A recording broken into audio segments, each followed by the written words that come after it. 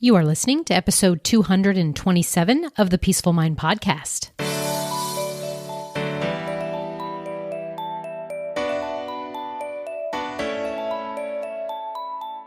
Welcome to the Peaceful Mind Podcast, a place for creating the peace of mind you need to be the best mom you are created by God to be. If you want to bring more balance, more joy, and more peace to your motherhood, this is the place for you. I'm your host, certified life coach and Catholic mom, Danielle Tino. In the name of the Father, of the Son, and of the Holy Spirit, let's get started. Welcome back to the Peaceful Mind Podcast. I'm Danielle, and this is episode 227 already. Wow. Okay. Can't believe I haven't directly addressed this topic on its own up until today, but here we are in the 200s, but we got here. What we're going to be tackling is the topic that many of us struggle with. This is something that is brought to me again and again and again. I hear the phrase coming out of moms' voices that I just want to be more patient. So that's what we're going to talk about today, patience, and specifically how to be a more patient mom. I want you to know that patience isn't just about waiting without complaining. It truly is about how we manage our emotions and our thoughts in those challenging moments.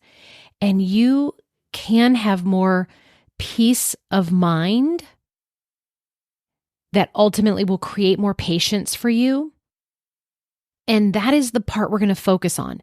Because like I bring up before in earlier episodes, that how we feel matters so much because it drives what we do.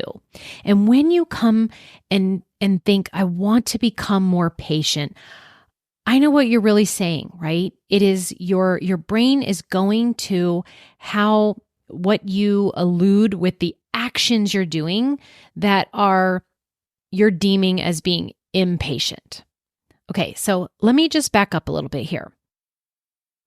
Let's focus on first about what your perceptions are about why you feel impatient in the first place.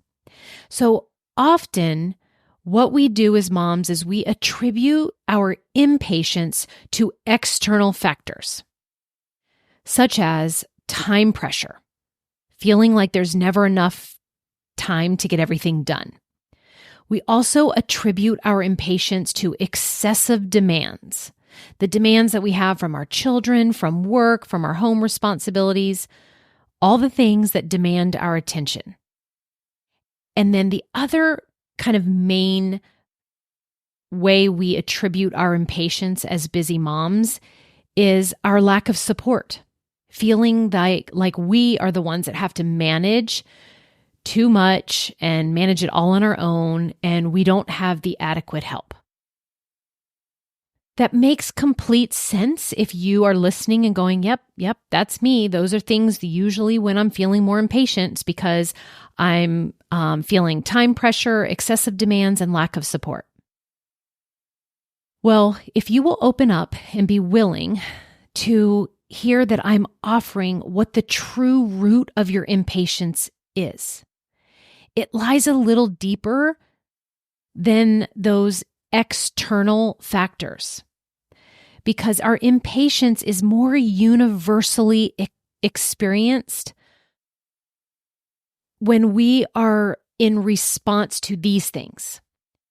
When we have unmet expectations. So whether it's expecting children to behave a certain way or situations to unfold without hitches, when our reality doesn't align with these expectations, that's when impatience arises. It also arises when we find ourselves, if we have what we might label as control issues, right? The frustration inside arises from not being able to control a situation or control the actions of others. And then the third kind of real, true attribute to our impatience is feeling discomfort along with uncertainty. So there's difficulty in dealing with the unknown or having to wait for outcomes. This leads us to this rush to resolve situations. So this is where the impatient comes in as well. But the big things that I want you to see is that time pressure, any kind of demand you have from someone or something else, and the fact that you don't have any support, that is when we are putting the blame on external things that aren't in our control. But when we see that impatience arises when we have unmet expectations, control issues, and discomfort with uncertainty going on within us, I want you to notice that those true reasons are internal things that we create on our own. That is what we have control over. We have control over how we react and what meaning we give to when our expectations aren't met. And when we are thinking we should be able to control something, but when we really don't, that is when we get impatient. And so, like always, the answer for how to become a more patient mom, similar to all the other challenges that we're faced with that we want to overcome, is that we want to take our eyes off of those external factors, time, excessive demands, and lack of support, and we want to focus in on making an internal adjustment. To become more patient, we will want to do several of these new things that I'm going to offer you instead of blaming those external factors. But before I give you those kind of steps that I know are going to help you become a more patient mom, I want to turn to our faith aspect to be able to get more peace around this subject. And so let's come from a little biblical perspective here when it comes to patience.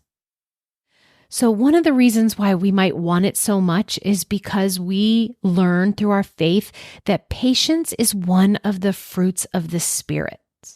So it is a characteristic that we are told and are learned that this is going to help us live in accordance with the Holy Spirit if we grow in building that strong inner part of our personality that has us becoming more patient. The Bible speaks of patience as a virtue, right? It's a virtue that involves endurance under difficult circumstances, as well as forbearance, right, when dealing with others. And it's this perseverance in the face of delay, without acting in a negative way with annoyance or anger. And so that is one reason why we want it, is because from our faith, the Bible and the fruits of the spirits tells us that this is a good thing. We're also told in Colossians 3:12, therefore, as God's chosen people, holy and dearly loved, clothe yourselves with compassion, kindness, humility, gentleness, and patience. And in Romans 12:12, it says, be joyful in hope, patient in affliction, faithful in prayer. So again and again, we are reminded, and through these passages, they suggest that patience is not merely this waiting, but it's a waiting with a positive and a hopeful attitude, which comes from within. That is something you want to cultivate and create from within. Instead of focusing on changing the exterior, you want to see how these passages suggest for you to reflect more on a deeper trust and timing that is in a greater plan beyond our own like immediate desires and circumstances. So this spiritual perspective can provide this profound comfort and guidance for you moms as you're striving to cultivate more patience in your life. Okay, so now that we touched on a little bit about the faith reasons why we might want to go after being more patient, and talked a little bit about what we normally think is the cause of our impatience and the three things that really are those reasons. Now I want to guide you through 4 steps that are going to help you cultivate more patience.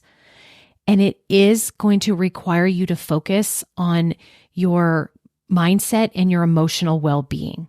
These 2 important factors are usually the cause of our quote problems, but they're also the solution. And we're looking for the solution to be a more patient mom. Because let's face it, as moms, we do often find ourselves in situations where our patience is tested to its limits. Maybe it's the morning rush when everyone is running late, or those times when your little one has asked why for the 100th time. Feeling impatient, it's not just a reaction, it is a sign. It should be a sign to you to then tune into your inner state. And if you're feeling impatience, it's probably because we haven't given some time and attention to our inner state and how we're feeling. And we can then now make some shifts there. So the first step is to recognize and validate your feelings. I just want to give you permission and tell you, moms, it is okay to feel impatient. It's normal. It's a normal reaction to stressful situations that arise. And stressful situations do arise, and we will get impatient. Acknowledging this is ultimately going to help you be less impatient, be more patient, because it's going to help you manage your feelings rather than letting them manage you. So if you are trying to avoid ever being impatient, if you are resisting that is normal, that it happens sometimes, if you are reacting to your impatience, so we're like just piling on a little bit like more negative emotion about the fact that we were impatient, that is going to letting your emotional state manage you. And that's what I'm trying to help you and teach you. And that's what I do inside my coaching program. And for every client and anyone who's seeking some help, it is to help you be the creator of your life, not let life like run you and be at the effect of what comes your way. So imagine right now you're trying to get out the door. It won't be hard for many of us to imagine this. And your child, they can't find their shoe again. And instead of spiraling into frustration, this is where we want to take a deep breath and acknowledge our feelings. Like you'll feel it bubbled up. You'll feel the race because you'll have a whole bunch of, here we go again. We're going to be late. I can't believe it. Haven't we figured this out? Like you'll feel that kind of vibration just get deeper and deeper and larger within your body. But what if when you notice that happening, we don't make that a problem? We just see it as that reminder and we say to ourselves, it's okay to feel this way. This is a tough moment. It's not going as smoothly as I hoped it would. And notice how if you were talking to yourself in that way, how that might just be enough to lessen that kind of spiral and snowball effect that like impatience can turn into. So acknowledge this impatience and you will help prevent it from escalating.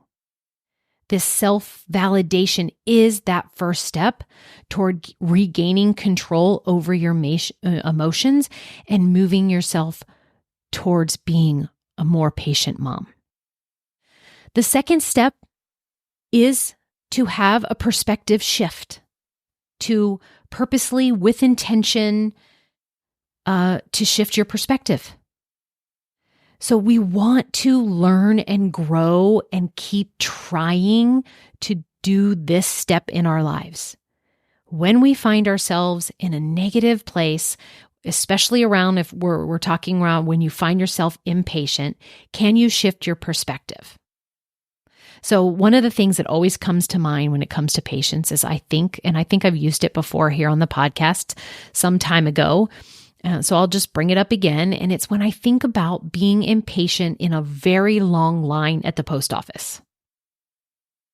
Now, I don't really have a problem coming out of that negative feeling that boils up like it used to go, like really out of control, right? When I would just put my focus on how I'm rushed for time and there's so many people and there's only one person working and the people in front of me, they have so many boxes to send and I would be focusing on that and I would just feel my impatience growing. But this step, shift your perspective, is now something I have practiced again and again and again, that I can find myself in that same situation in the post office and have a completely different experience. I might at first start to go to feel that annoyance and frustration and build up to impatience. And I can see my mind wanting to go down that, oh no, here we go again, I'm going to be late. But I can catch myself, and that's what I want you to do, and have a shift of perspective. I might look and say, okay, well, really, there isn't anywhere I have to be right now. I actually have more time that I'm letting on. What could I do at this time that would make me feel accomplished? Maybe I might take my phone out and go through and delete and clean out my inbox.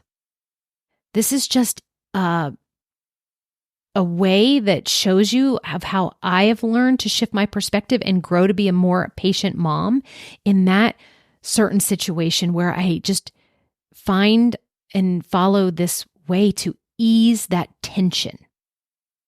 So another example is let's say when dinner doesn't go as planned, everything seems to be falling apart. Instead of focusing on the chaos of it, right? Where maybe you've got people who are coming in or snacking, or maybe you don't have one of the ingredients, the water's boiling over, or you forgot you were supposed to do this side, and you hadn't gotten it started yet. Whatever that is, you just find yourself in this example when you're just feeling impatient. Can you shift your perspective to see that as an opportunity? Maybe if your kids are present, teach them about flexibility or problem solving. Maybe you talk out loud and tell them what's happening, being like, okay, I forgot to get this started. Who can offer me some way that we might fix this? Or what is another idea you have that we could have instead of me waiting for this to finish cooking? I just want to give you a couple different examples, right? To show you where a shift in perspective will allow you to then approach a situation from a different angle, an angle of curiosity, of openness, of willingness, of possibility, rather than frustration.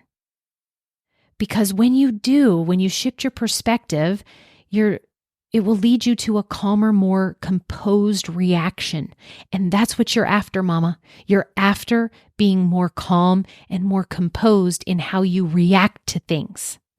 That's how we're defining impatient and patient action. Okay, the third step is for you to prioritize connection over perfection. In the quest to be the perfect parent, it's so easy to lose sight of what really matters, which is the connection with our children. So, example, if you're stressed about the house being so messy when guests arrive? You're going to remind yourself in that moment that those moments of connection with your child who's building a fort out of cushions with his friends or cousins or whoever your guests are that came over, and you want to prioritize in your mind in that moment that connection with the kids are having is more valuable than a spotless living room at this moment. When in general, mamas, we focus on what actually truly matters, that's when the need for perfection, things to go according to every detail of your plan, that's when it fades. And then your patience naturally increases because you are now living more in alignment with your true priorities. So if you are consciously deciding you want to be more patient, I would say at the same time, you're also taking on the goal of not striving for perfection. So connection. Maybe I'm going to go back to the post office example. Maybe you try in some form of fashion to connect with someone who's in that line with you. Maybe when your child realizes they can't find their shoe, you tell them to come over to you instead of going into reaction. Maybe you come over and you ask yourself, how could we connect? What if it is, I look into their eyes, I put my hand on their back. If I tell them, like, it's okay, we're going to find it together. Like the connection over perfection. And when you prioritize that, you will automatically find yourself becoming a more patient mom or being and living out more of your actions and reactions from patience. And for sure, that is going to lead to better results that you will create for yourself that you want right now that you might not have.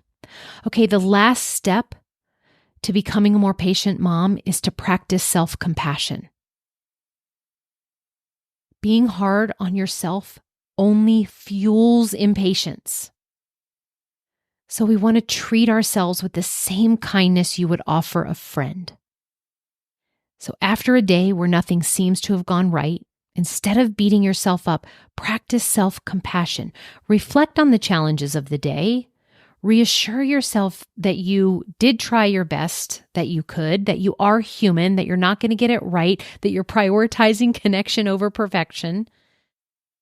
And you can, again, utilize the shift your perspective step here, where you can take your mind off of the things that you were impatient about and focus on the things that you were patient about. Because I would guarantee that all of you moms who, in the times you believe you are impatient, that's all that you're focusing on.